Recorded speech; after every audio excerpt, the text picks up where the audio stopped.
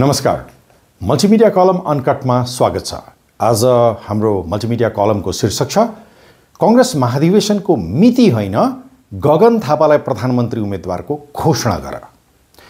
यस महत्त्वपूर्ण पडकास्टमा तपाईलाई स्वागत छ। सुरुमा एक मन त लाग्यो यो कलम लेख्दै नलेखौं। चार मुहारहरू मनमा आउँदैछन्: शेरबहादुर देउवा, पूर्णबहादुर खड्का, गगन थापा र शेखर कोइराला। यीमध्ये जसलाई मैले जीवनमा पहिला चिने त्यही क्रमअनुसार नामहरू लेखेको हुँ। लेख्न त म अर्जुन नरसिंह केसी, शशाङ्क कोइराला, विमलेन्द्र निधि, प्रकाशमान सिंह, महेश आचार्य, मिनेन्द्र रिजाल आदि कयौं नामहरू लेख्न चाहन्थे। मैले जीवनमा चाहेका कयौं कामहरू गर्न सकिनँ, चाहँदा चाहँदै पनि यी र यस्ता कयौं नामहरूलाई ती चार नामहरूमध्ये थप्न सकिनँ।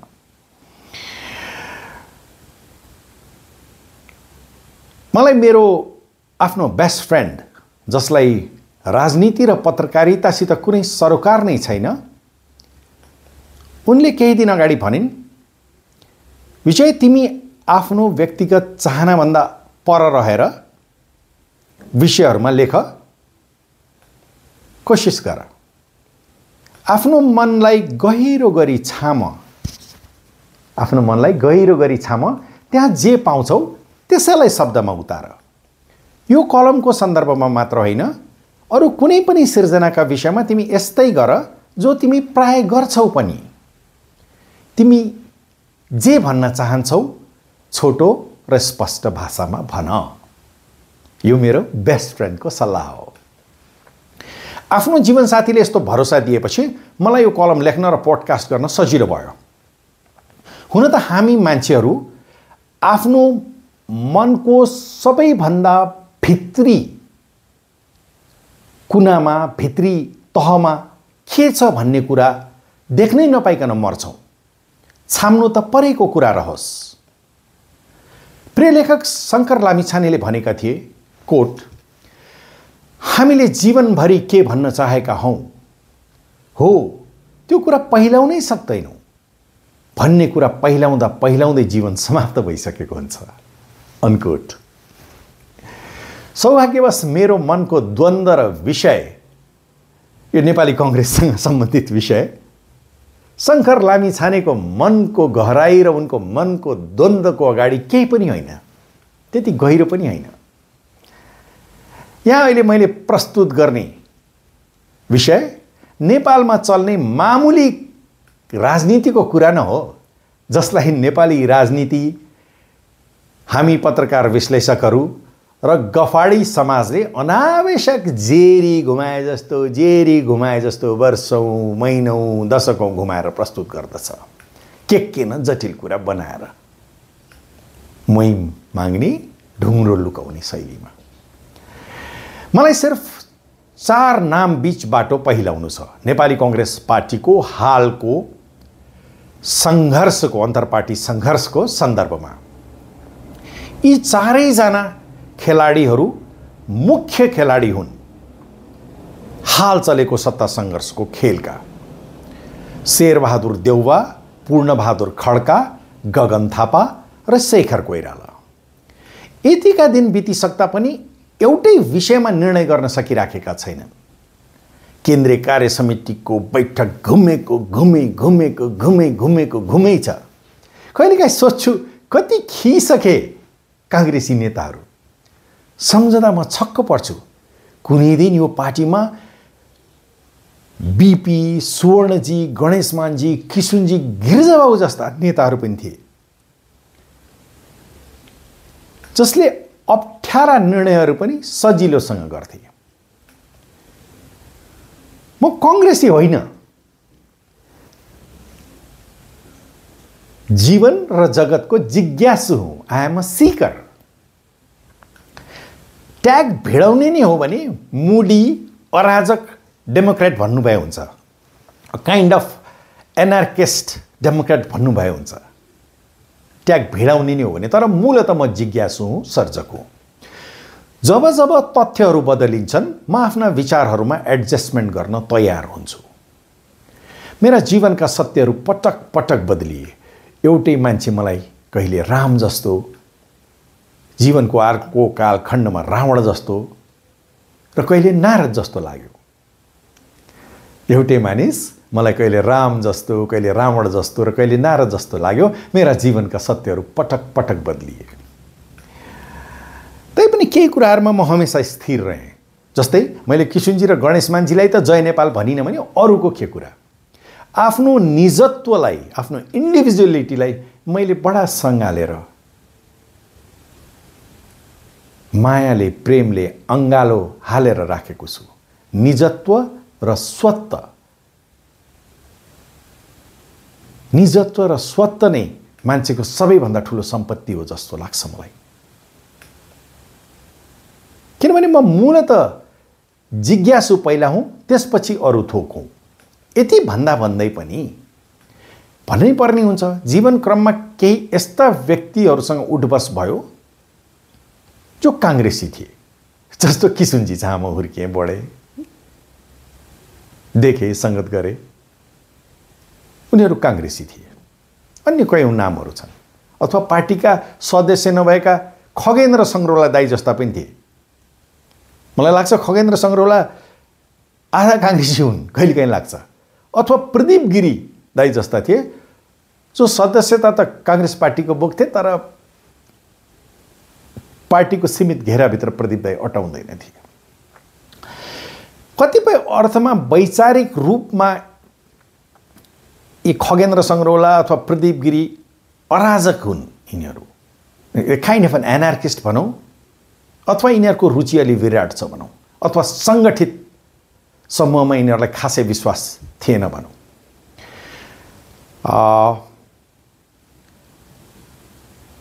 तथापि डेमोक्रेट भएको नाताले, किनभने हामीहरू सृजना पेसाका मानिसहरू हौँ, स्वतन्त्रता बिना सृजना सम्भव छैन। त्यसकारणले गर्दाखेरि काङ्ग्रेस पार्टीको भविष्यप्रति थोर बहुत चासो छ मेरो मनमा। मेजर पोलिटिकल पार्टी हो नि, काङ्ग्रेस मात्र होइन, कुनै पनि मेजर पोलिटिकल फोर्स, पार्टी, इन्डिभिजुअलहरूप्रति मेरो मनमा चासो हुने नै भयो, स्वाभाविक कुरा हो। त्यसबाहेक म भित्रको पत्रकार पुरै मरिसकेको छैन, ओह्रालो चाहिँ लागिसक्यो हो। मलाई अब साहित्यमा रुचि छ, अध्यात्ममा रुचि छ, तथापि म भित्रको पत्रकार पुरै मरिसकेको छैन, त्यसको हल्का प्राण बाँकी छ। त्यसबाहेक दर्शक पाठकको दबाब छ म माथि। बाटा हिँड्दा, मान्छे भेट्दा साथीभाइहरूले गर्नुहोस् न, केही चिज त गर्नुहोस्, केही बोल्नु पर्यो यो विषयमा अथवा अरू विषयमा भनि नै राख्छन्। अहिलेको विषयलाई एक लाइनमा भन्नुपर्दा, काङ्ग्रेसको यो रणाको जो घुमेकै छ, यसलाई म एक लाइनमा भनिदिन्छु तपाईँलाई। यो नेपाली काङ्ग्रेसको आगामी नेतृत्वका लागि भइराखेको अन्तर पार्टी सङ्घर्षको पराकाष्ठा हो। It is a culmination of inter-party rivalry inside Nepali Congress, which is a major political force in the country. मलाई लाग्छ अहिले मुख्य चार पात्र छन् यसको फैसला गर्ने निर्णायक पोजिसनमा। अरूहरू पनि होला नि, तर की पोजिसन्समा शेरबहादुर देउवा, पूर्णबहादुर खड्का, गगन थापा र शेखर कोइराला। अझ साँचो अर्थमा भन्नु पर्यो भने मुख्य तीन पात्र छन्, किनभने शेरबहादुर देउवाजी विधानत आगामी सभापति हुने छैनन्। यो कुरा उनले आफै भनिसके धेरै अगाडि चितवनमा। धेरै मान्छेले बिर्सेका छन् उनले चितवनमा के भनिसकेका थिए। अनि मिडियामा चर्चित गगन थापा सोच्ने गर्थे उनी पुराना नेताहरू सबैलाई एकै घानमा रनओभर गरेर मिडिया मार्फतै याकुलाले मिचेर पुस्ता हस्तान्तरणको नाममा नेपाली काङ्ग्रेस जस्तो परम्परा संस्कार भएको पार्टीको सभापति हुन सक्लान्। उनको मनसाय यही थियो, हामी युवा आयौँ, त्यसैले पुरानाहरूले अब हाम्रो सम्मानमा तत्काल सिट खाली गर्नुपर्छ। यो मनसायलाई उनले मिडिया भाष्य मार्फत स्थापित गराउने जबरजस्त कोसिस गरिरहेका छन्। मिडियाले गगन थापालाई धेरै थोक बनाउन सक्छ, तर सहजै नेपाली कांग्रेसको सभापति बनाउन सक्दैन। शेरबहादुर देउवा र गगन थापा बीच एउटा अर्को ट्रान्जिसनल सभापति नेपाली कांग्रेसमा आउने सम्भावना लगभग निश्चित छ। यो नै नेपाली कांग्रेस जस्तो मध्यममार्गी विचारधारा, आचरण, इतिहास, परम्परा र संस्कार बोकेको पार्टीका लागि सही मार्ग हुनेछ। मध्यम मार्ग, परम्परा र संस्कार नमान्ने हो भने नेपाली कांग्रेस पार्टीको धरातल बाँकी नै रहने छैन। त्यसपछि यो पार्टीको आवश्यकता नै हुने छैन। नेपाली कांग्रेसलाई तपाईले एक हदभन्दा बढी कम्युनिस्टीकरण गराउन खोज्नुभयो भने यो पार्टीको अस्तित्वको कुनै उपादेयता रहने छैन। केही काल अघि यो पुस्तान्तरण भन्ने शब्द व्यापक रूपमा चल्ने गर्थ्यो, अचानक आजभोलि यो हरायो। यो राम्रो कुरा हो, किनभने पुस्तान्तरण राजतन्त्रमा मात्र हुन्छ, लोकतन्त्रमा त शक्तिको हस्तान्तरण मात्र सम्भव हुन्छ भन्ने सामान्य ज्ञान मिनेन्द्र रिजालले नेपालीहरूलाई बताइदिए। अब त सबैले बुझिसकेका हुनुपर्छ। पुस्तान्तरण राजतन्त्रमा मात्र सम्भव छ अथवा निजी प्राइभेट कम्पनीमा मात्र सम्भव छ, जहाँ बाउले छोराको गद्दी बिना कुनै योग्यता स्वत पाउन सक्छ। अब त प्राइभेट कम्पनीहरूमा पनि प्रोफेसनल सिइओजहरू हायर गर्छन्। खैर, यसो भन्दैमा गगन थापाको पब्लिकमा रहेको लोकप्रियताको अवमूल्यन गर्ने मूर्खता कसैले पनि गर्नु हुँदैन। He is a very popular leader among Nepali Congress leaders. आजको दिनमा राष्ट्रिय राजनीतिको सङ्कटमा गगन थापा नै नेपाली कांग्रेससँग भएका बेस्ट स्ट्राइकर हुन्। उनी आफूसँग हुँदाहुँदै आसन्न निर्वाचनमा अरू कुनै खेलाडीलाई पेनल्टी हान्ने मौका दिनु कांग्रेस पार्टीको निम्ति फलदायी हुँदैन। गगन थापालाई नै आगामी प्रधानमन्त्रीको रूपमा प्रस्तुत गरेर जाँदा कांग्रेसका सम्भावनाहरू बढ्दछन्। गगन थापा प्रधानमन्त्री पदका लागि योग्य उम्मेदवार हुन्, तर कांग्रेस पार्टीको सभापति पदका लागि उनी अझै तयार भइसकेका छन् जस्तो मलाई लाग्दैन। नपत्याए महाधिवेशनमा भोट गनेर हेर्यो हुन्छ। म यो भनिराखेको छैन कि उनी योग्य छैनन्। गगन थापा सभापति पदका लागि आफै रेडी होलान्, तर कांग्रेसको परम्परा, संस्कार, आनी बानी, यसका कमजोरी, शक्ति, मूल्य मान्यता आदि सबैलाई एक थोकमा जोडेर ल्याउँदा उनले सभापति पदका लागि अलिकति धैर्य गर्नुपर्छ। म फेरि दोहोऱ्याउन चाहन्छु, शेरबहादुर देउवापछि कांग्रेसलाई एउटा ट्रान्जिटरी सभापति हुनु कांग्रेस पार्टीको एकता र भविष्यका लागि सहज हुनेछ। मलाई विश्वास छ योग्य हुँदा हुँदै पनि निजी महत्वाकांक्षाको यति त्याग गर्न गगन थापा पनि तयार नै होलान्।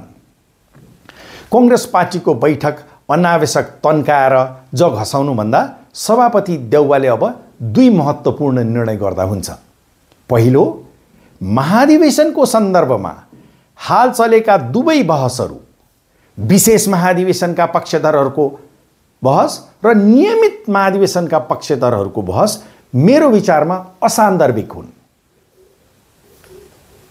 विशेष महाधिवेशन र नियमित महाधिवेशनको बहस असान्दर्भिक हो। यो निर्णय शेरबहादुर देउवाले गर्दा हुन्छ। मुख्य कुरा चुनाव हो। होइन भने नेपाली कांग्रेसलाई पनि एमालेलाई चाहिँ लाग्छ कि संसदको पुनर्स्थापना नै समाधान हो भने फैसला कुर्दा हुन्छ, त्यसको लागि सङ्घर्ष गर्दा हुन्छ। व्यक्तिगत रूपले म त्यसको पक्षमा छैन। म ताजा जनादेशको पक्षमा छु। मलाई लाग्दैन कि कांग्रेस त्यो पक्षमा हुनेछ वा हुनुपर्छ। अहिले कांग्रेस विवादको मुख्य कुरा, चुरो कुरा, मोही माग्ने, ढुङ्ग्रो लुकाउने कुरा चुनावमा टिकट कसले बाँड्छ भन्ने कुरा हो। र अहिले मुख्य कुरा कसलाई प्रधानमन्त्रीको उम्मेदवार बनाएर जनतामाझ लैजाने भन्ने कुरा हो। बाँकी कुरा तफसिलका कुरा हुन्। दोस्रो महत्त्वपूर्ण कुरा, प्रधानमन्त्रीका लागि गगन थापालाई पार्टी फेसको रूपमा अगाडि ल्याइसकेपछि पार्टी चलाउने काम चाहिँ पूर्णबहादुर खड्का र शेखर कोइरालाले गर्दा राम्रो हुन्छ। गगन थापा कांग्रेसको प्रधानमन्त्री उम्मेदवार बनेर जानुहुन्छ, टिकट वितरणको एउटा मेकानिजम बन्छ, चुनावपछि कांग्रेसको महाधिवेशन हुन्छ, त्यसलाई तपाईले विशेष महाधिवेशनको नाम दिए पनि हुन्छ, नियमित महाधिवेशनको नाम दिए पनि हुन्छ, जे नाम दिए पनि हुन्छ, नामै नदिए पनि हुन्छ, त्यसै महाधिवेशनले कांग्रेसको नयाँ सभापतिको निर्वाचन गर्नेछ। यति सामान्य कुरा छ। कांग्रेस केन्द्रीय समितिको बैठक र यो मल्टिमिडिया कलम अनकटलाई अनावश्यक च्युइङ्गम ताने जस्तो तानिराख्नुपर्ने कुनै आवश्यकता छैन। कलम समापन गर्न चाहन्छु। जाँदा जाँदै दर्शक पाठकलाई एउटा अनुरोध, तपाईँ नेपालमा स्तरीय पत्रकारितालाई निशर्त सानो आर्थिक सहयोग गर्न चाहनुहुन्छ भने यो कार्यक्रम समापन भएपछि क्यूआर कोड राखिएको छ, त्यसमा सानो सहयोग गर्न सक्नुहुन्छ। तपाईँ च्यानल सब्स्क्राइब गरेर पनि हामीलाई सहयोग गर्न सक्नुहुन्छ। आजलाई यति नै। नमस्कार, म विजय कुमार।